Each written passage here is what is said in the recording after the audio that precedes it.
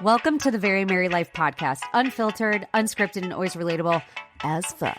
I'm your host, Mary Hendricks, and you might know me from Instagram as That Relatable AF Mama, who hopefully feels like an old friend at this point. And if not, hang tight and join in as things get real, honest, and probably a bit too TMI as I, and the help of some amazing guests, dive into all things mom life, marriage, sex, and more. No experts, just real life moms talking real life things. So get ready to laugh lots, cry occasionally, and leave feeling seen, supported, and inspired. Making friends is hard enough as an adult, let alone as a mom, but all of that changes right here and now. So hang on, lean in, virtually clink whatever glass you have nearby with mine, and let's go. Hi, Chelsea. Hello. Hi, yay. I'm so excited to have you on. This is going to be a really good podcast because I think it's going to touch on a different side that I have. I mean, your story is just, first of all, I was one of the first people I remember you telling me that you were pregnant, right. And I could not believe it. I remember I was driving to go get and then you're like, okay, I need to pull over and voice text you because this is unreal. Yeah. Amazing. So anyway, before we get into the nitty gritty of everything and the amazingness of it all, I want you to introduce yourself to everyone and we'll get into it. Yeah. So I am Chelsea. I'll kind of give a little bit of a rundown of a condensed version of kind of what happened and a little bit of, I guess, my background and everything. So my husband and I ended up, of course, trying to and ready to have a baby. I did end up getting pregnant naturally. I think it was 2020. Okay. Somewhere in there. It's all a blur, honestly. Yeah. And so I ended up getting pregnant. That actually resulted in a miscarriage, which then also ended in a DNC. Okay. From there, the DNC actually caused a lot of damage to my body. And it caused so much scar tissue around my fallopian tubes, and it actually closed my fallopian tubes. So that was kind of our first hurdle, knowing that we'd have to go into IVF, not being able to conceive naturally. Yeah. From there, right before we started IVF, we ended up getting a whole bunch of testing done and everything like that prior to IVF. And I was also having a lot of symptoms, and the doctors really chalked up all my symptoms to be like anxiety and depression and all this other stuff from the miscarriage. Yeah. When in reality, fast forward months later, my fertility doctor ended up finding that it was all coming from my thyroid. Oh, so wow. I had hyperthyroidism, or I have hyperthyroidism and Graves' disease. And and my doctor was basically like, we cannot start IVF until you get this figured out, because my levels were just unreal, like close to a heart attack. So I ended up getting on a whole bunch of meds. And that's when we kind of in depth had some consults with not only the fertility doctor, but also my endocrinologist. And we also found out that's why I miscarried the first time, is because basically my body just rejects pregnancy. So when I got pregnant, it spiked my levels.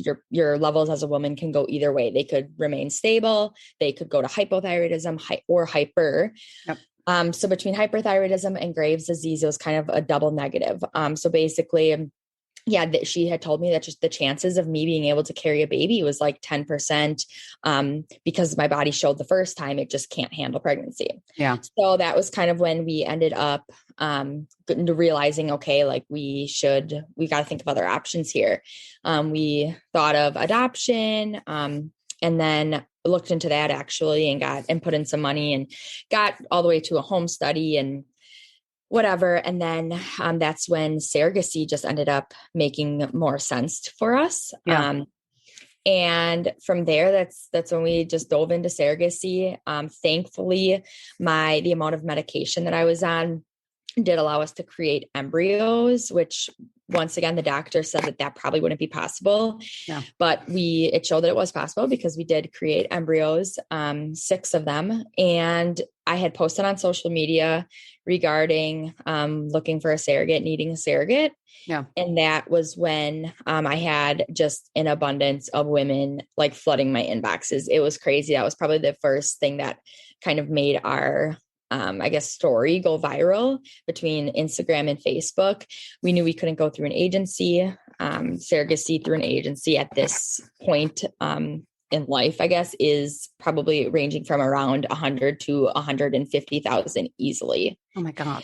So we knew that was just not feasible. So that's when we knew we had to go to the independent route, and kind of find somebody that either we knew or at least was that we didn't know, but was willing to just go independently. Yeah. So that was when my old childhood friend, Taylor, had reached out to me and basically was like, I really want to do this. And at the same time, we also had like the top 5, let's say, women who we are ready to interview and who were really good candidates that we were hoping would carry for us. But it just made sense after Taylor had messaged us.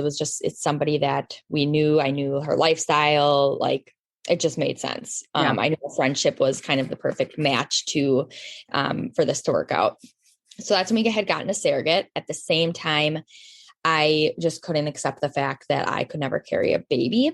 And I knew a surrogate process would be, gosh, so long. And there was so many like hurdles with that. So I'm like, I just don't see how it wouldn't hurt to get a second opinion. So fast forward, we had went through so many things with the surrogacy between medical clearance, getting lawyers, just all of that. I ended up finding a doctor in Chicago who absolutely amazing.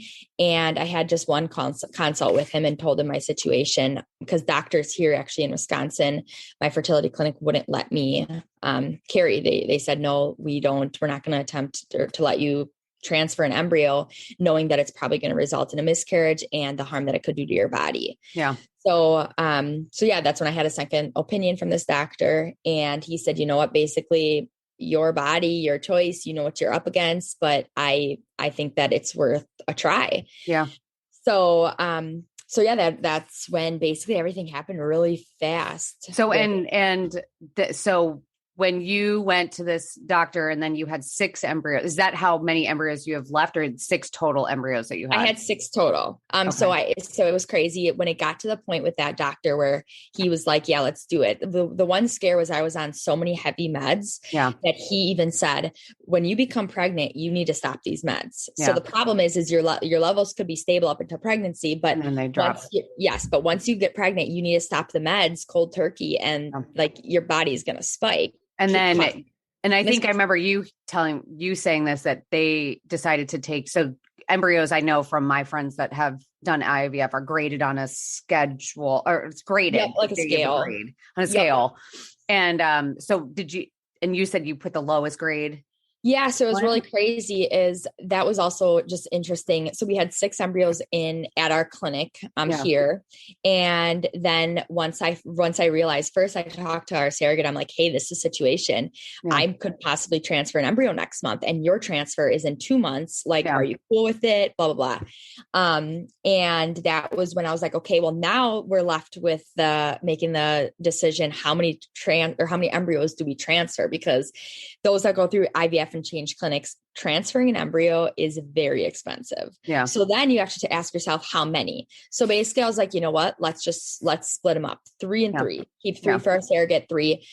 And then we had the 3 in Chicago, and that's when, we were like, you know what, mine's probably going to result in a miscarriage. Let's leave the best quality ones for Taylor. Yep. And let's just transfer, regardless of gender, we're going to transfer the highest quality in Taylor, the lowest quality in me, knowing that it's probably going to be a miscarriage. Yeah. So we even we transferred the technically lowest quality. It's funny. My husband is like, stop calling her the lowest quality. I'm like, oh my gosh. Well, that's what it's called technically, but like, hey, she was the worst quality embryo. Yeah, when she gets older and when she gets like a C, like in class, you can be like, it's fine. You're equally lower anyway. Yeah, no. You're fine. But so it was, gosh, those days are just so unreal, because now even through Instagram, I follow obviously part of like all the infertility accounts and infertility community, which really like I feel like got me through like the lowest days of all of this. Now looking back, it's just unreal to even see how many rounds people are in. I mean, people go through 4, 5, 6 rounds. Some of my good friends even of IVF, and they either can't can't create embryos, or their transfers keep failing. And I mean, I just do not take for granted the fact that both of our transfers ended up working. It's just such a miracle. Yeah. Both on the first try, right? And on the first try, because we told ourselves, we're like, okay, even if my transfer does work, we obviously were preparing for a miscarriage, but I said, if it doesn't work, if we can't even get to the stage of becoming pregnant, we're going to try once, and basically we're going to be out of funds. We're going to try once with our surrogate, try once with me. And like, that's all we'll have. And, to just have those work. Yeah. It was a miracle. That's like amazing. I remember cause I remember when you messaged me a picture of you and is your husband, Joe? Yep. Joe holding a pregnancy test.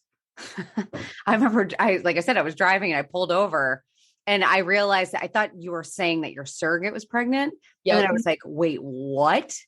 I was like, this is. Yeah. Cause I think you were like, wait, your surrogate already had her transfer. I thought like that. Yeah. Cause I think I knew the timeline. And I was like, wait, I'm like, nope, this isn't our surrogate. This is me. Yeah. It's crazy. And then, so you went through your own pregnancy plus your surrogate's pregnancy. Yeah, that was like wild. Really wild. I mean, it's honestly, even just trying to explain our story, it feels like such a blur. I even like text Taylor sometimes on like milestones or whatever of Hayes, and I'm like, I just can't believe this all happened. And I sometimes will, like, when I see the pictures you put up of the kids, it's in moments like, especially with the IVF, and I have never gone through fertility struggles or any of that. So it's just, it breaks my heart because I just can't imagine being in that predicament. But also I just find it so incredibly fascinating. Like, I just think it is an incredible miracle that like all of this stuff exists that you could have done. I know. Well, even when people were like, so did you know the genders? Like at first my husband didn't want to know the genders of our embryos in general. Yeah. But I was like, you know what? We have like, everything got taken away from us. Like the whole natural, like showing your husband you're pregnant, like all of that got taken away. Like, this is far from natural, far from a normal experience. I said, who can really say they knew the gender of their baby before they were even pregnant? So I'm like, it's the one thing that like we technically could have chose by gender. But it's also the one thing that we get to know that like really a lot of people don't get to know. So I'm like, I think that we should. And that's even why, and just the fact that it worked out where our highest qualities, so to say, are our boys, and our two girls were ranked the lowest qualities. Yeah. And then to also just end up with a boy and a girl is just. Well, really and the thing that like fascinates me is when I see pictures of the kids, I'm like, they look so similar. Like, they're different in their own ways, but they look like siblings. So I'm like, it is crazy. I was like, he was in her, she was in her, and they both came out, and it's just amazing. It's incredible. And they're so freaking cute. Oh my gosh. Yeah, it is. It's crazy. I mean, I think, any mom can relate that it's crazy to see like your kids just have such different personalities because they are just such opposites. Yeah. And it's crazy in that way, even just to watch them develop at different milestones, but also like, just see similarities and differences. And it's now, I think even now when I go out in public, it's funny because people are like, oh my gosh, twins. And I think it's easier now for me to say that they're twins, but you'll never like the people's faces were priceless when Hayes was still a newborn and Banks was like 2 months or 3 months old. And I would just be like, yep, they're twins, because I didn't have time. They were so confused probably. They were like, there were so many, like one person was like, whoa, he really has some catching up to do. I'm like, yeah. So, just the comments from people are like, even the older generation of like, oh, she's the good eater. Yeah. I'm like, yeah, she sure is. Yeah, here she is. That's so funny. So with the whole IVF thing, and just because I know there's going to be, let me see. I know I had questions submitted on stories, but let me go to my phone because I know some people submitted story or questions. But I know there's going to be a lot of moms that are going through maybe not a similar predicament. Maybe someone here is going through surrogacy and wants to know. It is crazy. Ever since my story kind of went viral, so to say, I have had about 3 women reached out. One who like saw my story and is she has a surrogate and is contemplating like now doing a transfer herself just to see. Yeah. Another woman who did, and we actually have babies that are so close in age together, and That's her name exciting. is Alex, and she we've been talking ever since we both were pregnant, and it's cool that I actually through Instagram do know her, who has the exact same story as me, but then granted she got pregnant naturally. I should say that these women, there's one other who wanted to attempt to IVF transfer alongside her surrogate. She isn't quite there yet, but the other two have gotten pregnant naturally while having a surrogate, so at least it's very similar, where we can like relate, where they're like basically, you know, either getting a baby home from the hospital and soon getting another one. But yeah, it's amazing. But so here, someone asked, going through IVF now, how do you deal with people who don't think it's a big deal or hard? Oh gosh. People think that? Yeah. I mean, I wouldn't like, the thing is not everybody like comes out and like will really say, oh, that's not hard, but just comments from people, just saying like, oh, well, you know, at least you guys like get a baby now, or at least all of the at least comments, where it's like, I think the biggest thing is not only do people kind of think it's a walk in the park, but people think that IVF equals a baby. And that is the worst. Like they don't realize you're paying up 10 grand, if not more, for a chance at a pregnancy. So I think even when I was going through that, and the comments, or just even friends or family who didn't reach out as much as I thought they would, or just didn't seem to really care or like know what I'm going through. I think it was one of them where you just kind of realize who your true friends are. And also you just have to get past like the comments, because nobody will truly realize the depth of IVF or infertility unless A, they walk in your shoes, or B, they are a close friend who see you at your worst. Well, even then, like I have no idea. I've never walked in those shoes, and you know, I don't even want to try. Like, I don't want to try to even try to imagine, because I can't imagine what that experience is like unless I've lived it. And for me, I think it's just, people get so caught up in trying to compare hards and compare struggles. And that's so true. I feel like with everything in life, like if you did XYZ, somebody else has to say that they've done XYZ, which was harder. Like it's one of those, even in the infertility community, like, you know, people going through IUI, people going through other types of infertility treatment. I mean, there's no like one is way harder. I think in general, like IVF or IVF, IUI, surrogacy, all of that, it's all hard. And it's all hard in its own way. And I think just managing that is really, you just have to just be strong and ignore anything, any of the comments that are hurtful, or you know, whatever. You just got to keep pushing, or find a community or in group or friends that can relate, because that's what will really, at least, you know, blindside basically. Well, it's almost like, parenthood. I'm sure you've learned it now that the babies are here, but in general, I think IVF parents get probably a brief look, because it's the boundaries. Because you knowingly are going into it, you already kind of prepared. I think when you get surprised with the pregnancy or whatever, it's like you kind of are slowly getting in there, but boundaries is where you learn big time. And once the baby's out, that's when you're going to figure out boundaries. Huge, because you have to protect your peace, because everyone has something to say. Everyone's the perfect parent.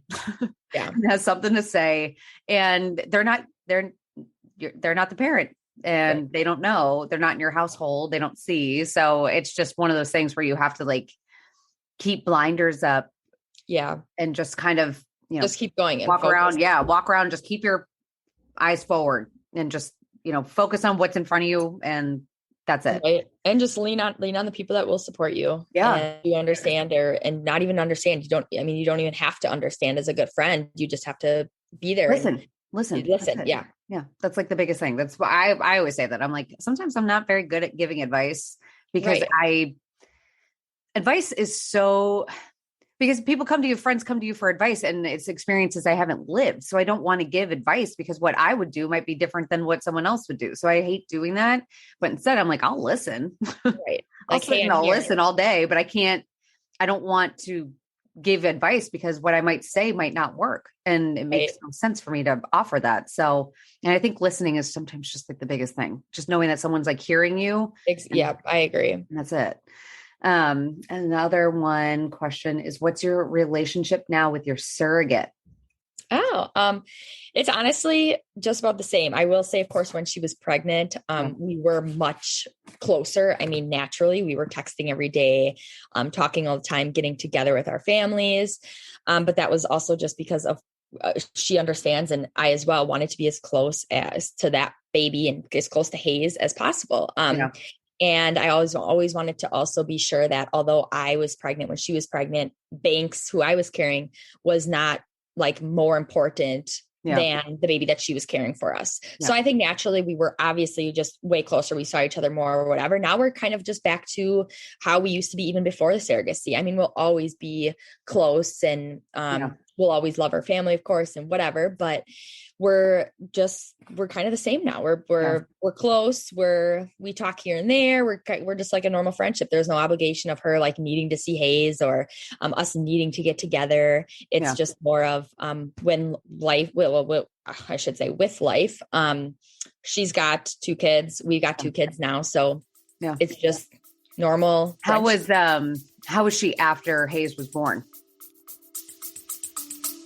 We'll be back after a quick break.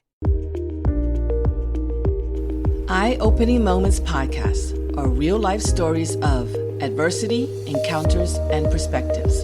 They are moments that can lift your spirits, give you some food for thought, or move you. For the introspective mind that likes to reflect, discover, and find solutions or meaning in a complex life, listen to Eye-Opening Moments podcasts.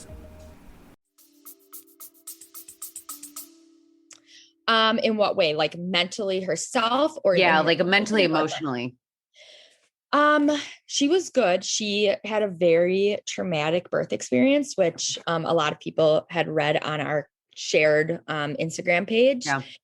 And I even shared it on mine. So that it was a very traumatic experience in the hospital for sure. So it did take a little while for not only recover physically with her, but also I think mentally, and just emotionally, but overall in general, she really did recover well. And there wasn't any type of like the postpartum depression or any type of like attachment feelings or feeling like she can't give up the baby. I mean, there was none of that. I think it was for the most part, almost like just those normal hormonal things that you just have to get through after having a baby. And I'm also sure there could have been possibly even more in-depth things. I mean, I can't relate and most people can't relate to having somebody's baby and giving them away. I'd almost have to, I should almost ask her to come on. I have another girl I follow that I'm close with, but she does surrogacy and she's done it like twice already. She does it. I was gonna say I follow some accounts, and I mean there's some accounts who are on like their 5th or 6th. I truly think like it takes a certain someone, and even she said, because there was even people who have reached out to me and said, "Hey, would your surrogate ever like be a surrogate again?" And I'm like, absolutely not, and I can definitely speak that on her behalf. She is very thankful, and she does not regret a single thing she did for us. But she is done. Good. She's not somebody that needs to continue or wants to continue being a surrogate. She's also had quite a lot of some complications even after birth. That she's even still kind of going through just from kind of her experience of what ended up happening in the hospital. And I remember you and we did a live like when all of this was going on, I think. Yes. We did. 2 years? I don't even know. It was a while. It was before all this. Yep. We did it live.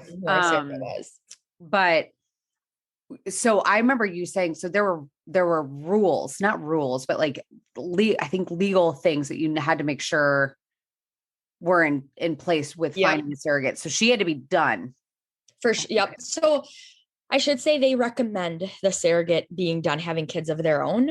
There is some surrogates, I believe, who can be and are surrogates who might still plan on having another child of their own. I think that's a rare situation, but I don't think that it's 100% a stipulation. Okay. But from what I know, what I was looking for is I definitely wanted our surrogate to be done having kids. Yeah. And rightfully so, thank goodness, because Taylor would not be able to have any more kids after even her experience, birth experience because of us. So that is a stipulation. I think, I don't know if it's necessarily, like I said, a rule for the clinics, but it's definitely a big thing where I think you're looking at should want to be done.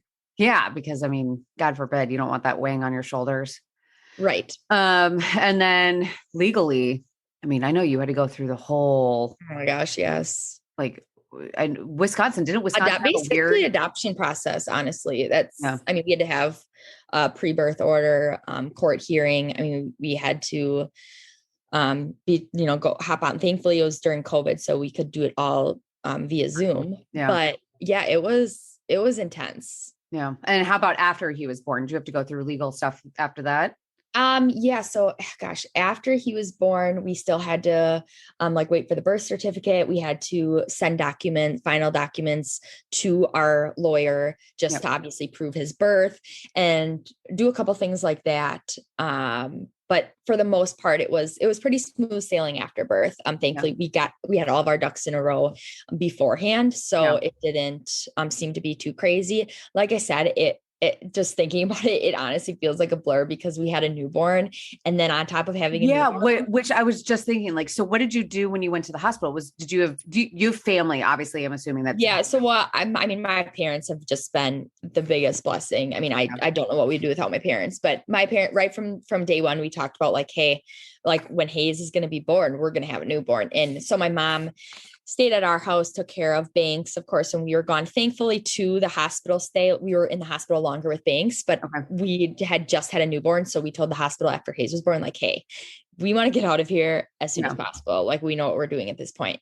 Yeah. So at least we only stayed in the hospital for 24 hours. Okay. So it's not like we were in the hospital long, but it was definitely a concern. I'm just leaving my newborn to go get a newborn. And not only that, I think the craziest looking back is when we brought home Hayes, or even before he was born.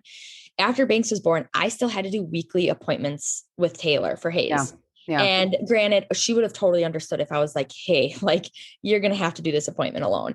But I, from the start, did not want to take anything from Taylor, that pregnancy, Hayes, just because I had another baby. So I think when Banks was 3 days old, I had to go to an appointment for Hayes. Yeah. And so, that was even wild. Is like, I was so like postpartum and then also keeping up with basically my other pregnancy. Yeah. And just the fact that we were ready for Taylor to give birth when the time came, but we weren't ready for how it happened. So it was just unreal. I don't know if you can relate or other moms can relate, where you go to hospital or you go to an appointment and they're like, okay, you're not going home. You're getting admitted right now. But did she have preeclampsia? So it wasn't, I forgot what it was called, but her blood pressure kept going in and out of it would spike. And then when we went in for a ultrasound or a heartbeat check, Hayes's heartbeat also was like really funky. Yeah. So there was just where they were basically like, you know what, it's just, there's no reason to continue this pregnancy. And she had crazy swelling, crazy headaches. Yeah. So they were just like, you're not going home. And I was like, wait, what? Like, and then at this point it was funny because I felt so engorged and I needed to pump because I thought this appointment was going to be 30 minutes. Yeah. And now I'm like, holy shit. Like we're not going home. I'm like asking labor and delivery, like, I need to use a pump right now. Like I've got a newborn at home, but I also am very full right now. Yeah. And they were like, okay, well, we're going to be charging you $300 if you need to use our pump right now.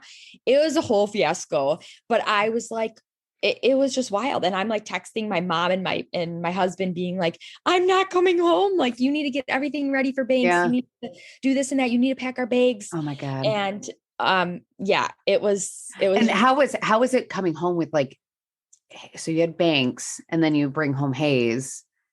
Like, did you and your husband split? Is that what you guys are doing now? Do you guys basically, and I know he works and you're. Yeah. I mean, So Joe has just been just the best. I mean, best dad, best husband. We basically, for the most part, have always just split duties. And even to this day, we had very, very good sleepers. So Banks was sleeping through the night when Hayes came home. Okay. So we were just up, but there was some nights where Hayes's screams did wake up Banks, and that was very rough. But it was basically like tag teaming of Hayes has always naturally taken more bottles. I was breastfeeding both of them, but during the night he would take more bottles so Joe could feed and I could nurse Banks. So that was also very hard. Is I was not only nursing it for the most part, I was nursing exclusively Banks, but I was also nursing Hayes a lot. But on the other hand, I also had to have time to pump because my husband needed to give Hayes some bottles. So that was pretty crazy. But we didn't really hit a bad regression with them both till I would say the last 2 months. Where, we tag team. It basically feels like we're just up every night, all night, because if Banks is waking up once or twice and Hayes is waking up once or twice, and it's never at the same time. So, I mean, it's just been every hour for like the last 2 months. Oh my God. But it honestly, at this point, it just feels normal. That's the thing is like, I feel like you just kind of work through the motions of it. Finally, Haley's like slow. She's been kind of sleeping through the night. Did she wake up last night? I think she did. Yeah. I don't even remember anymore. You That's just the thing. It's like you kind of forget. I almost wish like we didn't have such good sleepers at first, because I think it's almost taking a worse toll now, because we had them sleeping through the night both of them by 3 months, 7 to 7 for the first 6 months. Like it was glorious. My husband and I could literally at 7 o'clock put them to bed and be like, we have until 7 tomorrow. Like, let's watch a movie, let's veg out, let's spend time together. And then about 7-8 months hit with them. And it was just every hour, every 2 hours. And it was like, holy shit, what is happening? Like sleep goes in such like weird funks with babies. That's the thing. It's like, because I'll even have on Instagram, people say like, cause Haley's she's a really great napper for the most part.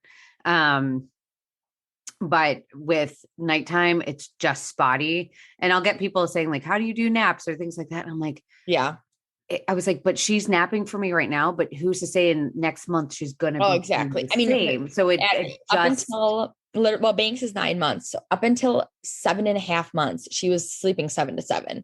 Which I'm very grateful for. And whatever, I had everybody like reach out, like, how did you do it? What did you do? And I'm going through this. And I'm like, honestly, I'm not one to ask, because I did not do much by the rules. I just did whatever it took to get my babies to sleep, which was not swaddling, tummy sleep, all that. So then, then when the 7.5 months hit, and I'm like, oh my gosh, I don't even know what to do here. I've never dealt with this. Why is this happening? But then I've realized with everything is that it's phases. Literally, there was times where she was the best napper. And then there was probably a month straight where she would scream her head off every time we even walked into her room to lay her down. And I didn't know what to do. Now we're back to, she is, a great napper. I mean, I put her in wide awake. She soothes herself and she takes 2 naps a day, and we're very scheduled. But like, I can say that now, but ask me next month. And I guarantee there's and that's the thing. And that's the thing is like, and I always say, just because I have 2 older kids also is like, I have was Cassidy up last night? She probably was. She usually wakes up to go to potty. Like I have a almost 5-year-old that like needs to get up, and she, for some reason, she knows how to go potty by herself, but she likes us to accompany and sit there while she goes. So she'll wake us up. And then Spencer sometimes will wake up, and then other days, like Spencer's back napping again. Like he stopped napping for all summer. He was done napping. It's just, I mean, I even as an adult have good nights of sleep and bad nights of sleep. It just is one of those things. Bad days. Yeah. I think people kind of just put babies in like this bubble of being like routine. And I'm like, it doesn't work like that. They're people. I mean, I will say we've never really truly like slept trained. I guess so to say. I will say for naps, we recently worked on sleep training, and it's been like the best thing ever. But I also feel like when people ask, oh, do you sleep train? Or there's also like so many different, there's no black and white. There's such a wide variety. I love that when they say like training. is it's like, oh, they're like, oh my gosh, you did sleep training, but it's also like, okay, what do you consider sleep training? Because it could be different than what I can, like, there's no, because I think right or people wrong, think it's the cry it out method. That's what they think. Yeah. And I'm like, well, sometimes there's crying. Yeah. I'm like sometimes there's not. Literally no choice, especially when they're both crying and people are like, what do you do when they're both crying? Well, we leave one cry and we 10-1. Someone asked, I think yesterday on my stories, I did like a Q&A and someone said, what do you do with a fussy 5-month-old and you have toddlers that you have to tend to? And I said, you put them in a safe place and exactly crying happens. Like there's nothing you can do. I think crying when I was a first-time mom, it freaked you out because everyone tells you that crying is like detrimental, which they're going to not trust you anymore. They're going to like, none of that stuff, by the way, is like research based. Like I've talked to sleep consultants all the time that tell me that. And they're like, no, but, oh no. Hear that? What's up, buddy? Go downstairs with daddy. What do you want from me, man? You can't come in. I locked my door. You can't. Oh no. Oh, the door is open. Dude, go downstairs. Where's your father?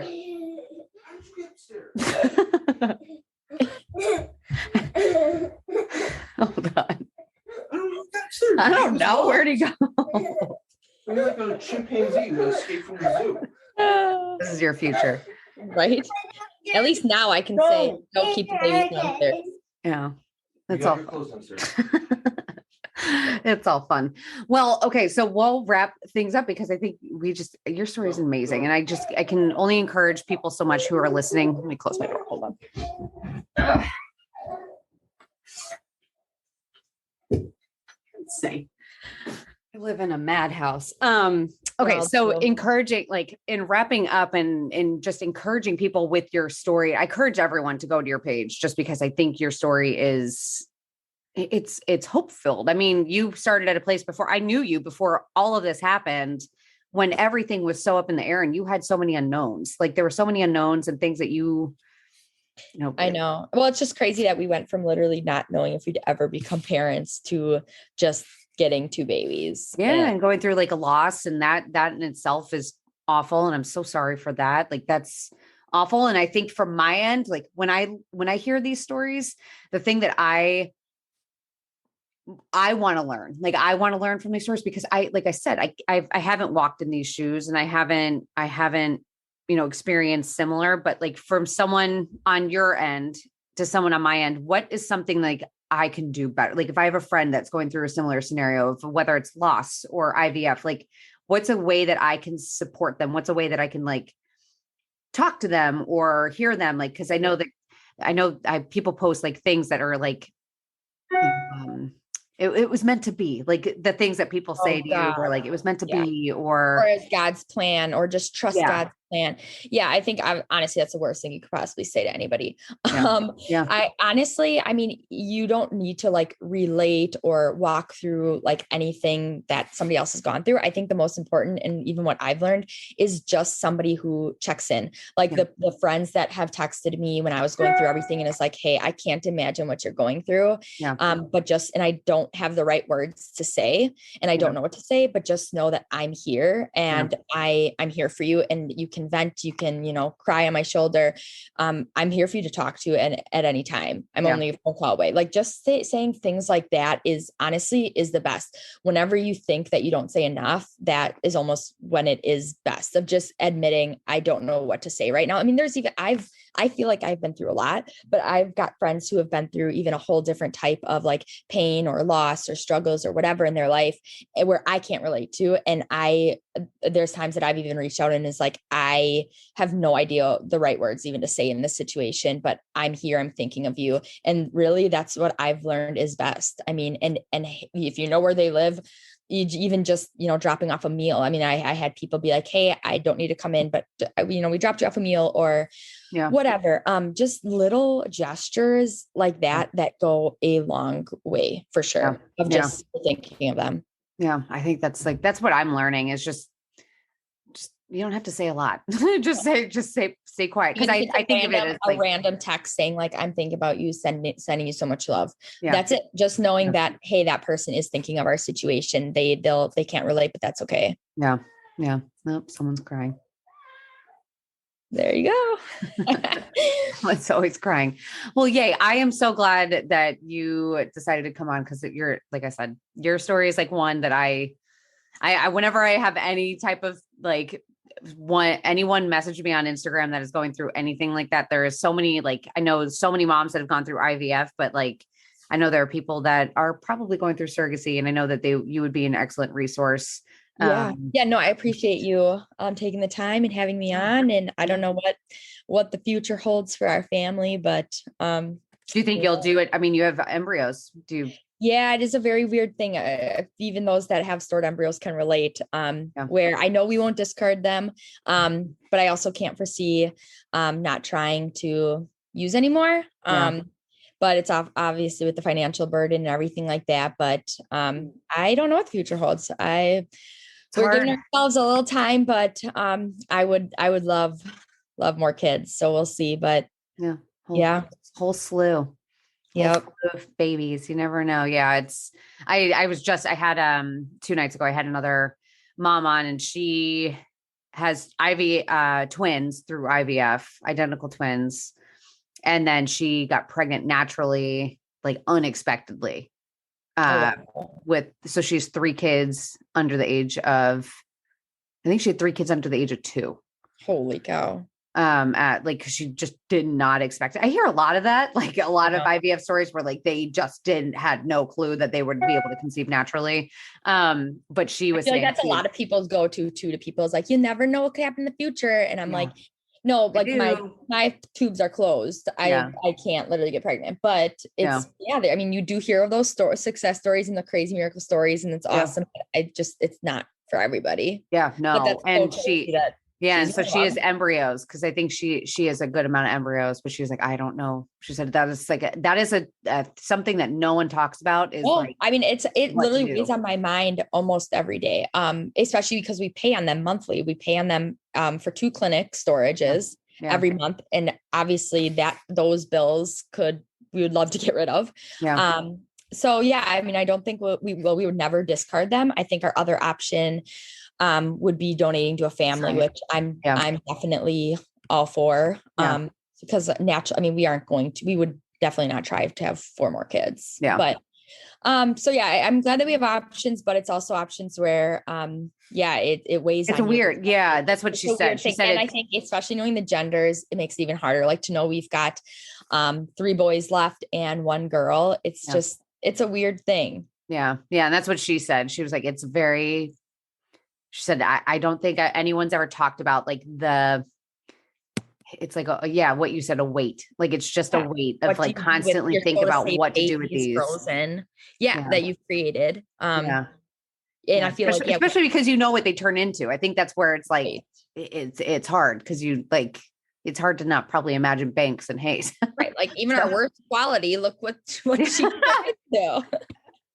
Maybe that's why she's the sassiest. I don't know. Hey, probably it's a girl thing. Hey, it's totally a girl thing. Either way, I'm screwed with her. You should see what my 5-year-old says to me. Oh my God. She told me the other day to stop my noises. And I'm like, oh my God. It's only beginning. It's only beginning. But no, Banks.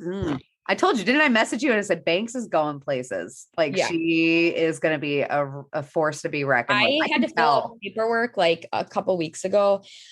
We never go to the doctor, but she actually has a skin tag on her that needs to be removed. So we need to have we need to get it removed. So I had to go to the doctor for a consult, and we had to fill out like this 9-month paperwork. And they were like, do you have any concerns about her or her like temperament or just whatever and I said, honestly, like, is it normal to have a 9-month-old almost show a temper tantrum and like have so much anger already? And they're like, I mean, like her personality is really coming out. I'm like, the things that she does when I like take away an object, I'm like, my husband and I look at each other like, is this real life? And like Hayes, you can basically do anything too, and he's just super chill. And you take like a toy. She sounds like she sounds like Cassidy. Holy hell. Yeah, she sounds like Cassidy. Cassidy, we have a picture of when she was like 10. she was 10 months old of her. I just saw it the other day because I took a picture of Haley in the same costume that Cassidy was in this picture. And Cassidy used to make this face when she was 10 months old, just go, and Oh she my would gosh, stare at yes. me and just like pucker her lips and just stare and squint her eyes at me. Yeah. And I'm like, what the hell? And I remember thinking at Cassidy being like, what? Like she used to always give like resting, we called it resting baby face. Like she was just like That is super me. judgy. Yep. And she just screamed a lot. Yeah.